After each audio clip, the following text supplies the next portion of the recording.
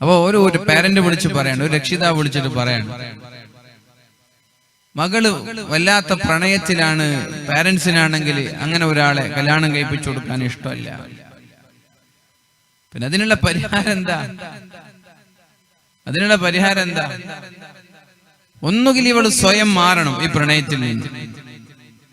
സ്വയം മാറാതെ ഇവൾക്ക് വേറെ ഒരു വിവാഹം കഴിപ്പിച്ചു കൊടുത്താൽ അത് അപകടമാണ്. ഇവള് സ്വയം അറിഞ്ഞ് ആ പ്രേമിക്കുന്ന ആളുകളോടുള്ള പ്രേമം മാറ്റി മറ്റൊരാളെ ഇഷ്ടപ്പെടാൻ തുടങ്ങിയാലേ വിവാഹം ചെയ്തു കൊടുക്കാൻ പാടുള്ളൂ. അല്ലാതെ പ്രണയം മനസ്സിൽ വെച്ച് മറ്റൊരാളെ വിവാഹം കഴിപ്പിച്ചു കൊടുത്താൽ അവിഹിത ബന്ധങ്ങൾക്ക് സാധ്യതയുണ്ട്. ഇവിടെ ഇഷ്ടമില്ലാത്തൊരു ഭർത്താവിന്റെ കൂടെ എത്ര കാലം ഈ പെണ്ണ് ജീവിക്കും? മാതാപിതാക്കളുടെ വാശി കാരണത്താൽ നിങ്ങൾ മറ്റൊരാളെ തേടിപ്പിടിച്ച് വിവാഹം കഴിപ്പിച്ചു കൊടുത്തു. അവൾക്കാണെങ്കിൽ അയാളുടെ കൂടെ കിടക്കാൻ ഇഷ്ടമല്ല. എത്ര കാലം മുന്നോട്ട് പോകും? ഒന്നുകിൽ അത് ഡിവേഴ്സിലെത്തും, വലിയ വലിയ കെങ്കേമമായി വിവാഹം കഴിപ്പിച്ച് അവസാനം അത് വിവാഹമോചനത്തിലെത്തി ആദ്യം പറഞ്ഞ ആ കല്യാണത്തിലേക്ക് തന്നെ തിരിച്ചെത്തും. അതിനേക്കാൾ നല്ലത് ആദ്യം തന്നെ വിവാഹം കഴിപ്പിച്ചു കൊടുക്കലല്ലേ. അപ്പൊ ഞാൻ പറഞ്ഞു വരുന്നത്, പ്രേമകല്യാണങ്ങളും പ്രണയ കല്യാണങ്ങളും ഒക്കെ അപകടമാണ്. അത് നമ്മുടെ പെൺകുട്ടികൾ മനസ്സിലാക്കണം.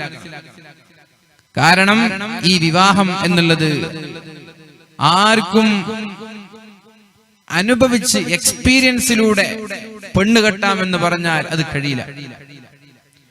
എക്സ്പീരിയൻസിലൂടെ പെണ്ണ് കെട്ടാന്ന് പറഞ്ഞാൽ ഇവിടെ ഇരിക്കുന്ന ഓരോ ആളുകൾക്കും ഓരോന്ന് പറയാനുണ്ടാവും. എങ്ങനെയുള്ള പെണ്ണിനെ ഞാൻ നെക്സ്റ്റ് കെട്ടാൻ പോവാൻ, അല്ലേ?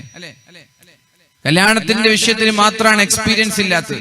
ബാക്കിയുള്ള എല്ലാ മേഖലകളിലും എക്സ്പീരിയൻസ് വേണം. ജോലിക്ക് പോയാൽ 2, 3, 4 വർഷത്തെ എക്സ്പീരിയൻസ് വേണം. ഗൾഫിൽ പോയാലും എക്സ്പീരിയൻസ് വേണം. പക്ഷെ കല്യാണത്തിന്റെ വിഷയം വരുമ്പോ അവിടെ എക്സ്പീരിയൻസ് ഉണ്ടെങ്കിൽ പെണ്ണ് കിട്ടൂല. പക്ഷെ എക്സ്പീരിയൻസ് ഉള്ള ആളുകൾ ആരെ കല്യാണം കഴിക്കുമെന്ന് നമ്മൾ ചോദിക്കണം. ഇപ്പൊ കല്യാണം കഴിഞ്ഞ് 4-5 വർഷം അല്ലെങ്കിൽ 10 വർഷം 20 വർഷക്കായി ദാമ്പത്യ ജീവിതം നയിക്കുന്ന ഒരു പെണ്ണിനോട്, സുഹൃത്ത് പെണ്ണിനോട് ചോദിക്കുക, പെണ്ണിനോട് എങ്ങനെയുള്ളൊരു ഭർത്താവിനെയാണ് നീ പ്രപ്പോസ് ചെയ്യുന്നത്, അല്ലെങ്കിൽ നിന്റെ അഭിപ്രായം? ദാമ്പത്യ ജീവിതത്തിൽ ഒരു ഭർത്താവ് എങ്ങനെയുള്ളവനായിരിക്കണം? അവർ കൃത്യമായിട്ട് പറഞ്ഞുതരും എങ്ങനെയാണ് ഒരു ഭർത്താവ്. കാരണം അനുഭവമില്ലാത്ത ആളുകൾക്ക് എന്താണ് ഈ ദാമ്പത്യ ജീവിതം എന്നറിയില്ല. ഇതെങ്ങനെ മുന്നോട്ട് കൊണ്ടുപോകും? ഈ സിനിമയിലും സീരിയലിലും കാണുന്നതല്ല ദാമ്പത്യ ജീവിതമെന്ന് എന്റെ പ്രിയപ്പെട്ട ചെറുപ്പക്കാരികളും മനസ്സിലാക്കുക. നിങ്ങളുടെ ഈ റൊമാൻസും ഈ സ്നേഹമൊന്നും അത് കാലാകാലം ഉണ്ടാകുമെന്നും ആരും വിചാരിക്കാൻ വേണ്ട.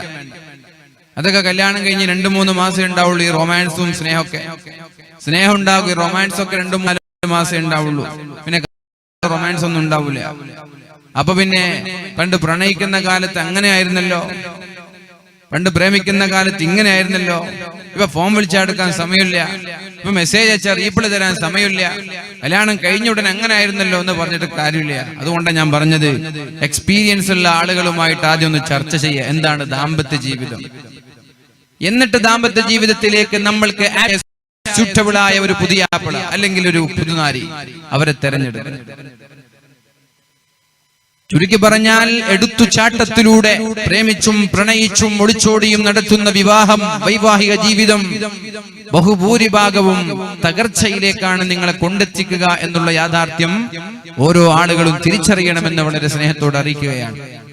കാരണം മാതാപിതാക്കളുടെ സമ്മതത്തോടുകൂടെ, മാതാപിതാക്കളുടെ അനുവാദത്തോടുകൂടെ അവർ തെരഞ്ഞെടുത്ത വൈവാഹിക ജീവിതം പോലും 6 മാസത്തിൽ കൂടുതൽ സന്തോഷത്തോടെ മുന്നോട്ട് പോവാറില്ല. പിന്നെ ഏതായാലും കെട്ടിക്കഴിഞ്ഞു, ഇനിയിപ്പോ തൊലാഖ് ചെല്ലാന്ന് പറഞ്ഞാൽ മോശമല്ലേ? പ്രത്യേകിച്ച് മുത്തലാഖിന്റെ വിധിയും കോടതിയിൽ വന്ന സ്ഥിതിക്ക് ഇനി എങ്ങനെ മുന്നോട്ട് പോവാ? ഇനി ഇങ്ങനെ പോട്ടെ, തട്ടിമുട്ടി മുന്നോട്ട് പോവട്ടെ എന്ന ചിന്തയാണ് ബഹുഭൂരിഭാഗം വൈവാഹിക ജീവിതത്തിലും കേൾക്കാൻ കഴിഞ്ഞത്.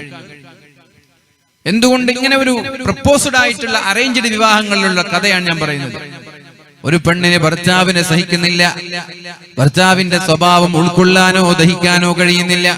അപ്പൊ ഒരു ആശ്വാസമുണ്ട്, പോയിട്ട് ഉമ്മയോടൊന്ന് പറയാം, പോയിട്ട് ഉപ്പയോടൊന്ന് പറയാം. അപ്പൊ അവരോടൊന്ന് പറയുമ്പോ അവരെ ആശ്വസിപ്പിക്കും. പക്ഷേ ഈ പ്രേമിച്ച് കല്യാണം കഴിച്ചവർ ആരോടാവുന്ന ആശ്വാസം തേടാ?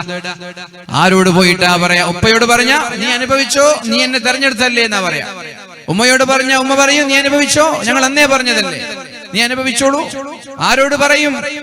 ആരിൽ നിന്ന് കേൾക്കും? സമാധാനത്തിന്റെ വാക്കുകൾ പോലും കേൾക്കാൻ കഴിയില്ല.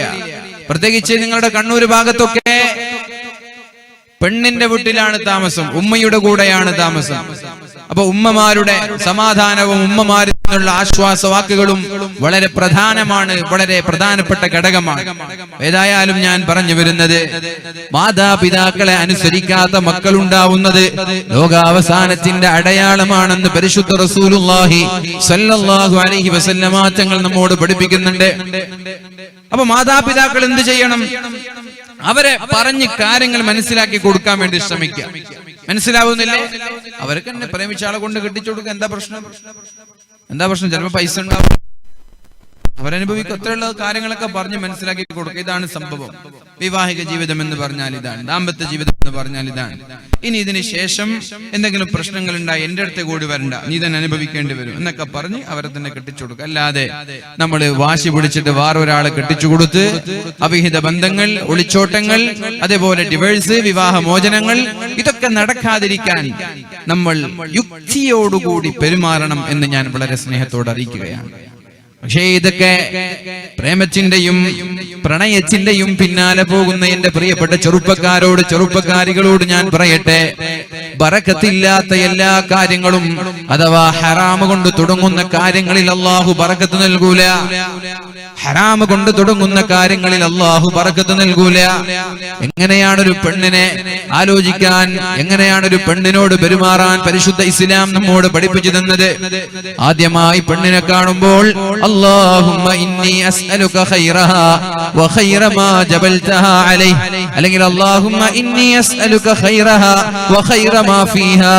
അല്ലാഹുവേ, ഈ പെണ്ണിന്റെ എല്ലാ നന്മയും എനിക്ക് തരണേ അല്ലാഹ്, പെണ്ണിന്റെ ശർറിൽ നിന്ന് എന്നെ നീ സലാമത്താക്കണേ അല്ലാഹ്. ആദ്യമായി ഒരു പെണ്ണും ആണും കണ്ടുമുട്ടുന്ന സമയത്ത് അവരുടെ തലയിൽ കൈവച്ച് ദുആ ചെയ്യാൻ അല്ലാഹുവിന്റെ ഹബീബ് പഠിപ്പിച്ച ദിക്റാണിത്. ഞാൻ ചോദിക്കട്ടെ, ചെറുപ്പത്തിലെ പ്രണയിച്ചുകൊണ്ട് പ്രേമിച്ചുകൊണ്ട് ചാറ്റ് ചെയ്ത് പല സ്ഥലങ്ങളിലും കറങ്ങി നടന്ന ഒരാൾക്ക് ഇങ്ങനെ ഒരു ദുആ ചെയ്തിട്ട്, ഇങ്ങനെ ഒരു പ്രാർത്ഥന നടത്തിയിട്ട് ദാമ്പത്യ ജീവിതം മുന്നോട്ട് നയിക്കാൻ പറ്റുമോ?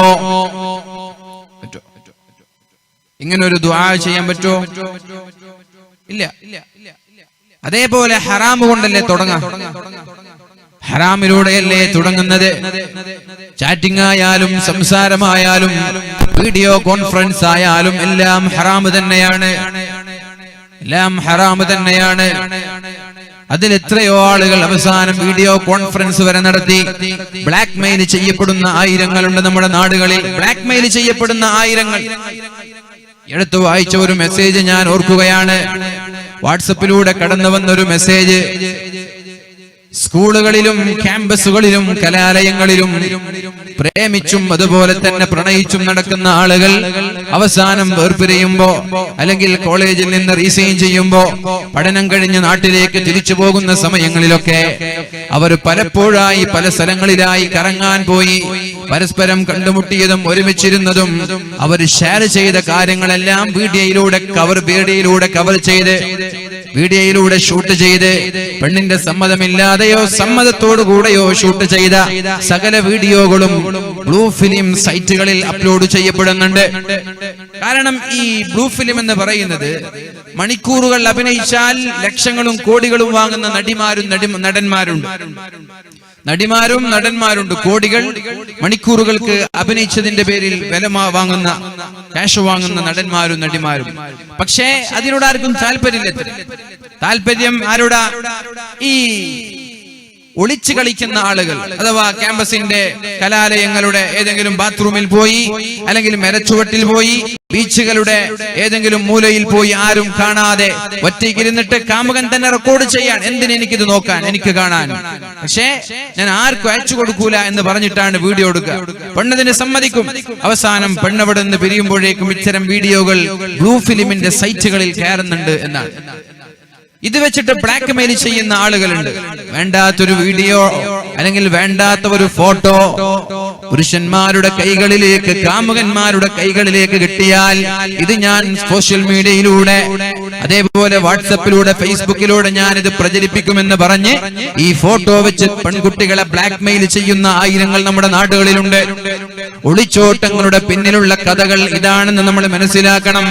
10-18 വർഷക്കാലം മാതാപിതാക്കളുടെ കൂടെ വളർന്ന ഒരു പെണ്ണിനെ, 10-18 വർഷക്കാലം കുടുംബങ്ങളുടെ കൂടെ ജീവിച്ച ഒരു പെണ്ണിനെ ജ്യേഷ്ഠൻ വേണ്ട, അനുജൻ വേണ്ട, മാതാവ് വേണ്ട, പിതാവ് വേണ്ട എന്നൊക്കെ കോടതിയുടെ വരാന്തയിൽ പോയി പറയാൻ ധൈര്യം വരുന്നത് ഇത്തരം വീഡിയോകൾ നഷ്ടപ്പെടുന്നത് കൊണ്ടാണ്. തന്റെ സ്വകാര്യത മറ്റൊരാളുടെ കൈകളിലെത്തുമ്പോൾ അവർ പേടിക്കുകയാണ്. ഞാൻ ഇറങ്ങിപ്പോയില്ലെങ്കിൽ നാളെ എന്റെ വീഡിയോ മറ്റൊരാൾ കാണുമോ? ഞാൻ വീട്ടിൽ നിന്ന് ഇറങ്ങിപ്പോയില്ലെങ്കിൽ, ഞാൻ എന്റെ പിതാവിനെ, എന്റെ മാതാവിനെ തള്ളി പറഞ്ഞില്ലെങ്കിൽ ഈ വീഡിയോകൾ ഫേസ്ബുക്കിലൂടെ, വാട്സപ്പിലൂടെ പ്രചരിക്കുമോ എന്ന പേടി കാരണത്താൽ മാതാവിനെ, പിതാവിനെ കണ്ടില്ലെങ്കിൽ എന്താ, എന്റെ നാണം നഷ്ടപ്പെടുമെന്ന് ഭയന്ന് വീട്ടിൽ നിന്ന് ഇറങ്ങിപ്പോകുന്ന ആളുകളുണ്ട്. അപ്പൊ പഠിച്ചോനെ, എന്റെ നൈക്കഡായിട്ടുള്ള ഒരു ഫോട്ടോ അല്ലെങ്കിൽ നൈക്കഡായ ഒരു വീഡിയോ പുറത്തു വന്നാൽ പിന്നെ ഞാൻ എന്റെ മാതാവിന്റെ കൂടെ ജീവിച്ചിട്ടെന്താ, എന്റെ പിതാവിന്റെ കൂടെ ജീവിച്ചിട്ടെന്താ, എന്റെ നാട്ടിൽ ഞാൻ അങ്ങനെ തല ഉയർത്തി നടക്കും. അപ്പൊ ആരും കാണാതെ ഏതെങ്കിലും ഒരാളുടെ കൂടെ ഒളിച്ചോടി ആരും കാണാനില്ലല്ലോ, ആരും അറിയാനില്ലല്ലോ. അങ്ങനെയൊക്കെ ഒളിച്ചോടുന്ന ഒരു വിഭാഗം നമ്മുടെ നാട്ടിലുണ്ട് എന്നുള്ള യാഥാർത്ഥ്യം നിങ്ങൾ മനസ്സിലാക്കുക. അല്ലാതെ മാതാപിതാക്കളെ വേണ്ടാഞ്ഞിട്ടല്ല, പിതാവിനെ വേണ്ടാഞ്ഞിട്ടല്ല, ജേഷ്ഠാനുജന്മാരെ വേണ്ടാഞ്ഞിട്ടല്ല. ബ്ലാക്ക് മെയിൽ ചെയ്യപ്പെടുമ്പോൾ വീഡിയോകളും ഫോട്ടോകളും വെച്ച് നമ്മളെ ബ്ലാക്ക് മെയിൽ ചെയ്യപ്പെടുമ്പോൾ ഗത്യന്തരമില്ലാതെ വീട്ടിൽ നിന്ന് ഇറങ്ങിപ്പോകുന്ന ആളുകൾ. അതുകൊണ്ട് സൂക്ഷിക്കുക. അത്തരം ഫോട്ടോകളോ അത്തരം വീഡിയോകളോ നമ്മുടെ കൈകളിൽ നിന്ന് നഷ്ടപ്പെട്ടിട്ടുണ്ടെങ്കിൽ പേടിക്കാനൊന്നുമില്ല. നേരെ പോവേണ്ടത് പോലീസുകാരുടെ അടുത്തേക്കാണ്, നിയമപാലകരുടെ അടുത്തേക്ക്. ബ്ലാക്ക് മെയിൽ ചെയ്യുന്നവരുടെ പേര്, അവരുടെ നമ്പർ കൊടുത്താൽ അതോടുകൂടി തീരാവുന്ന പ്രശ്നം. ഒരുപാട് ആളുകൾ ഒരു തുണ്ട് കാരിൽ ജീവിതം അവസാനിപ്പിക്കുന്നവരുണ്ട്. വീട്ടിൽ നിന്ന് ഇറങ്ങിയോടി ഒളിച്ചോടി കുടുംബത്തെ പോലും പറയിപ്പിക്കുന്ന ആളുകളുണ്ട്. നേരെ മറിച്ച് ഏതെങ്കിലും ഒരു പോലീസ് സ്റ്റേഷനിൽ പോയി അത്തരം ആളുകളുടെ പേര്, അത്തരം ആളുകളുടെ നമ്പർ കൊടുത്താൽ അന്നത്തോടുകൂടി ഇത് തീർന്നു പോകുന്ന പ്രശ്നമാണെന്ന് എന്റെ പ്രിയപ്പെട്ട സഹോദരന്മാരും സഹോദരിമാരും മനസ്സിലാക്കണം. പൈസയ്ക്ക് വേണ്ടി ബ്ലാക്ക് മെയിൽ ചെയ്യുന്ന ആളുകളുണ്ട്. ഏതെങ്കിലും ഒരു പ്രോസ്റ്റിറ്റ്യൂട്ട്, വ്യഭിചാരി പെണ്ണിനെ കൂടെ കൂട്ടി ഒരുപാട് നേരം വാട്സപ്പിലും അതേപോലെ തന്നെ ഫോണിലേക്കും മെസ്സേജ് അയച്ച് വാട്സപ്പ് മെസ്സേജുകൾ, സന്ദേശങ്ങൾ കൈമാറി ചാറ്റ് ചെയ്ത് ആർട്ടിഫിഷ്യൽ ആയിട്ടുള്ള പ്രണയം ഉണ്ടാക്കി. എന്നിട്ട് ഇന്ന ലോഡ്ജിലേക്ക് വാ എന്ന് പറഞ്ഞ് വിളിച്ച് ആ പെണ്ണ് ലോഡ്ജിലേക്ക് ഈ മുതലാളിയെ ക്ഷണിച്ച്, എന്നിട്ട് ആ മുതലാളിയും ഈ പെണ്ണും ഒന്നിച്ചിരിക്കുന്ന നഗ്ന ഫോട്ടോകളോ വീഡിയോകളോ എടുത്തിട്ട് ഈ നാട്ടിലുള്ള ചില ചെറുപ്പക്കാർ പൈസ ഉണ്ടാക്കാൻ, ഈ വീഡിയോ വെച്ചിട്ട് പൈസ ഉണ്ടാക്കാൻ, ഇത് ഞാൻ പുറത്തുവിടും, എടുക്ക് 10 ലക്ഷം. പൈസക്കാരൻ, ഒരു മുതലാളി തന്റെ അഭിമാനം നഷ്ടപ്പെടരുത് എന്ന് പേടിച്ചിട്ട് ഉടനെ 10 ലക്ഷം കൊടുക്കും. ഇനി ഒരിക്കലും പോസ്റ്റ് ചെയ്യരുത്, ഇത് ഡിലീറ്റ് ചെയ്യണം, ഞങ്ങൾ ഡിലീറ്റ് ചെയ്തോളാം, 10 ലക്ഷം കിട്ടി. ഈ പൈസ ചെലവാക്കി ഉപയോഗിച്ച് തീർന്ന അടുത്തത് വീണ്ടും അയാളെ, ഇതാ നിങ്ങളുടെ വീട് എന്റെ കയ്യിലുണ്ട്, എടുത്തോളൂ 5 ലക്ഷം. ഇങ്ങനെ 5 ലക്ഷവും 10 ലക്ഷവും മരണം വരെ കൊടുത്തു ജീവിക്കുന്ന അഭിമാനം നഷ്ടപ്പെടുന്ന ആളുകൾ. എന്തിനാ അത്ര പേടിക്കാൻ? എന്താ അത്ര ഭയപ്പെടാൻ? നേരെ പോലീസ് സ്റ്റേഷനിൽ വിളിച്ച ഇവരെ കൊണ്ടുപോകൂലേ? നിങ്ങളുടെ ഒരു അഭിമാനവും നഷ്ടപ്പെടൂല. ചെയ്തത് തെറ്റാണ്, ന്യായീകരിക്കുകയല്ല, ചെയ്തത് തെറ്റാണ്. പക്ഷേ ഏതെങ്കിലും ദുർബല നിമിഷം കൊണ്ട് നമ്മുടെ ഭാഗത്ത് നിന്ന് വന്നുപോയ തെറ്റുകൾ അള്ളാഹുവിനോട് തൗബ ചെയ്ത്, അള്ളാഹുവിനോട് മാപ്പ് ചോദിച്ച് അള്ളാഹുവിലേക്ക് കരഞ്ഞ് കഴുകിക്കളയുക.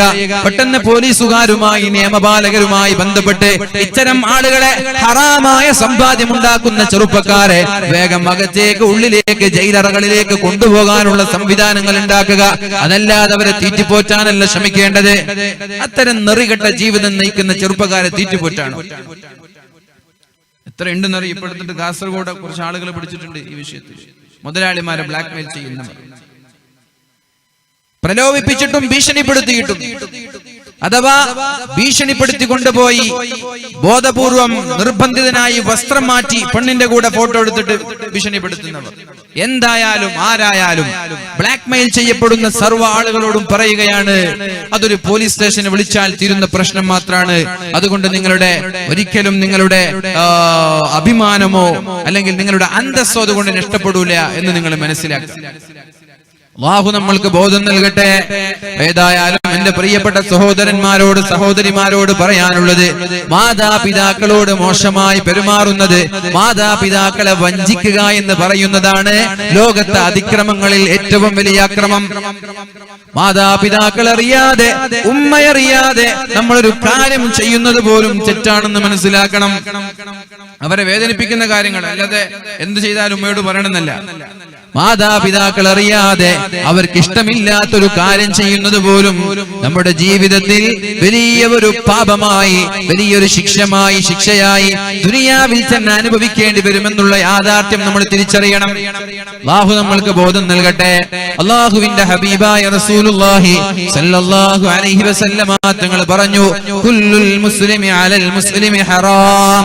ഒരു മുസ്ലിമിന് മറ്റൊരു മുസ്ലിമിന്റെ എല്ലാം ഹറാമാണ്. ഒരു മുസ്ലിമിന് മറ്റൊരാളുടെ എല്ലാം നിഷിദ്ധമാണ്. അവന്റേതല്ലാത്ത എല്ലാം നിഷിദ്ധമാണ്. എനിക്ക് എന്റേത് മാത്രമേ ഹലാലുള്ളൂ, എന്റേതല്ലാത്ത എല്ലാം എനിക്ക് ഹറാമാണ്. അഥവാ നിങ്ങളിൽപ്പെട്ട ഒരാളുടെ അഭിമാനത്തെ ഞാൻ പിച്ചു ചീന്തിയാൽ, നിങ്ങളിൽപ്പെട്ട ഒരാളുടെ ന്യൂനതയെ ഞാൻ പരസ്യമാക്കിയാൽ അത് ഹറാമാണ്. അല്ലാഹുവിന്റെ കോടതിയിൽ ഞാൻ സമാധാനം പറയേണ്ടി വരും. ഒന്ന്, അത് അതിക്രമമാണ്. മറ്റൊരാളെ കുറിച്ച് മോശമായി പറയുന്നത്, ഉള്ളതായാലും ഇല്ലാത്തതായാലും മറ്റൊരാളെ കുറിച്ച് മോശമായി പറയുന്നത് അക്രമമാണ്. അതിന്റെ പേരിൽ അല്ലാഹു തആല നാളെ നരകത്തിലേക്ക് വലിച്ചെറിയുമെന്നുള്ള യാഥാർത്ഥ്യം നമ്മൾ തിരിച്ചറിയുക. മഹാനായ മുആദ് റളിയല്ലാഹു അൻഹു അല്ലാഹുവിന്റെ ഹബീബിനോട് ചോദിക്കുന്നുണ്ട്, യാ റസൂലല്ലാഹ്, നബിയേ, ഇന്നാ മുആഖദൂന ബിമാ നതകല്ലമു യാ റസൂലല്ലാഹ്. അല്ലാഹുവിന്റെ റസൂലേ, ഞങ്ങൾ സംസാരിക്കുന്ന നമ്മുടെ സംസാരം കാരണത്താൽ നാളെ ഞങ്ങൾ ശിക്ഷിക്കപ്പെടുമോ നബിയേ? ഞങ്ങളുടെ നാവ് കാരണത്താൽ നാളെ ശിക്ഷിക്കപ്പെടുമോ എന്ന് മഹാനായ മുആദ് റളിയല്ലാഹു അൻഹു അല്ലാഹുവിന്റെ ഹബീബിനോട് ചോദിച്ചപ്പോഴാണ് റസൂലുള്ളാഹി സ്വല്ലല്ലാഹു അലൈഹി വസല്ലമ തങ്ങൾ പറഞ്ഞത്, സകിലത്ക ഉമ്മുക യാ മുആദ്. മുആദേ, എന്താണ് നീ പറയുന്നത്? നിനക്ക് ഇതുവരെ നേരം വെളുത്തിട്ടില്ലേ മുആദ്? മുആദേ, എന്താണ് നീ പറയുന്നത്? നിനക്ക് നേരം വെളുത്തിട്ടില്ലേ മുആദ്?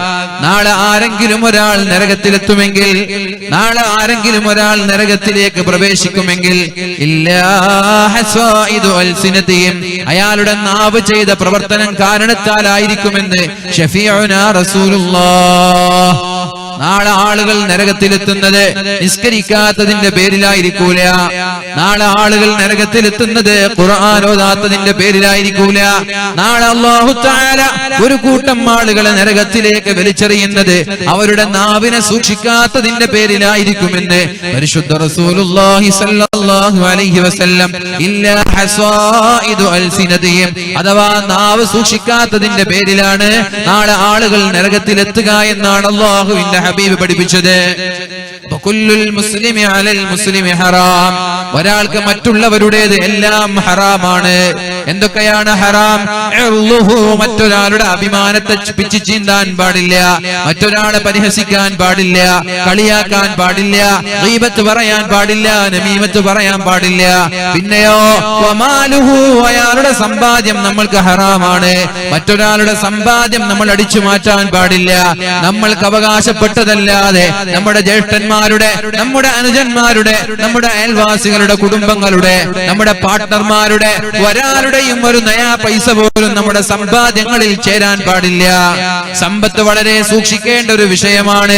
മറ്റൊരാളുടെ സമ്പാദ്യം നമ്മുടെ സമ്പാദ്യങ്ങളിലേക്ക് കയറിയാൽ, സമ്മതമില്ലാത്ത ഒരു നയാ പൈസയാണെങ്കിൽ വരെ അല്ലാഹുവിന്റെ കോടതിയിൽ നാളെ രക്ഷപ്പെടാൻ കഴിയില്ല. ലതഷ്തഇലു അലൈഹി നാറാ, അത് നാളെ തീജ്വാലകളായി നമ്മൾക്കെതിരെ നമ്മുടെ ഷോൾഡറിൽ കത്തിജ്വലിക്കുമെന്ന് പരിശുദ്ധ റസൂലുള്ളാഹ്. നാളെ അത് കത്തിജ്വലിക്കും. 1 രൂപയാണെങ്കിൽ വരെ നാളെ നമ്മൾക്കെതിരെ തിരിയും. നമ്മൾ കട്ടെടുത്ത, മറ്റുള്ളവന്റേത് അപഹരിച്ചെടുത്തത് 1 രൂപയാണെങ്കിൽ വരെ. പിന്നെ പറഞ്ഞു വദമുഹു ഹറാം, മറ്റൊരാളുടെ രക്തവും ഹറാം തന്നെയാണ്. അഥവാ സമരം നടക്കുകയാണ്, പ്രതിഷേധ സമരങ്ങൾ നടക്കുകയാണ്. ആ സമയത്ത് നിരപരാധികളായ ആളുകളുടെ ശരീരത്തിൽ നിന്നൊരു തുള്ളി രക്തമുറ്റിയാൽ അതിന്റെ പേരിൽ അല്ലാഹുവിന്റെ കോടതിയിൽ നമ്മൾ സമാധാനം പറയേണ്ടി വരും.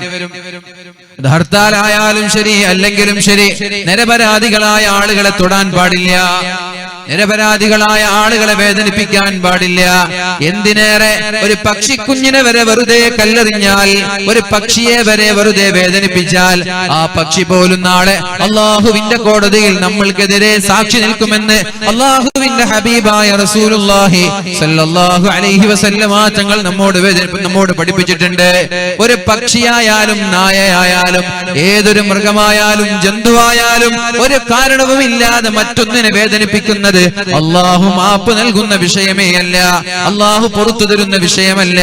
അതുകൊണ്ട് വജഅൽതുഹു ബൈനകും മുഹറമാ, നിങ്ങളെ ഞാൻ ആക്രമിക്കാത്തതുപോലെ നിങ്ങളും മറ്റൊരാളെ ആക്രമിക്കാൻ പാടില്ല.